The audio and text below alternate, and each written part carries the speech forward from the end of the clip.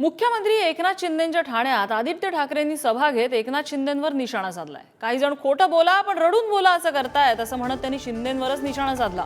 अनेक मुद्द्यांवरनं त्यांनी मुख्यमंत्र्यांवरती टीका केलेली आहे। तुम्ही राजीनामा द्या, मी लढायला तयार आहे असं आव्हान सुद्धा त्यांनी दिलेलं आहे। खोटं बोला पण रडून बोला,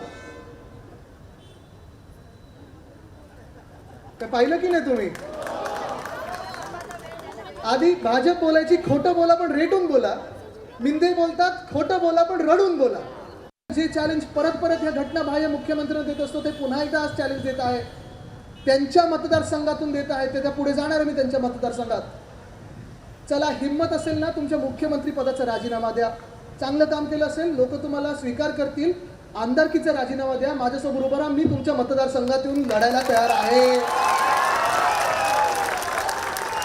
इथून एक एक गोष्ट ही सगळी गुजरातला पाठवत आहेत। मला माहित नाही हे ठाण्यात किती दिवस असतात, पण माझी तर अशी शंका आहे की थोड्या दिवसानंतर ह्यांचं मंत्रालय देखील हे आता गुजरातला हलवतात की काय।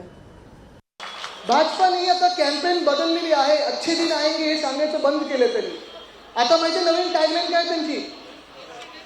दाग अच्छा है, वॉशिंग पावडर भाजपा, दाग अच्छे है। आत्ताची राज्यसभेची निवड बघा तुम्ही, 6 मधून 4 तर काँग्रेसचे। कुठे काँग्रेस फक्त भाजप होतं, काँग्रेस युक्त भाजपा व्हायला लागलेली आहे। ते सगळे भ्रष्टाचारी लोक तिथे घेतात, ज्यांच्यावर आरोप लागले ते तिथे घेतात, उलटा काँग्रेस होतं स्वच्छ झाले। ज्यांच्यावर आरोप लावले होते त्यांना सगळ्यांना तिथे घेतलेलं आहे।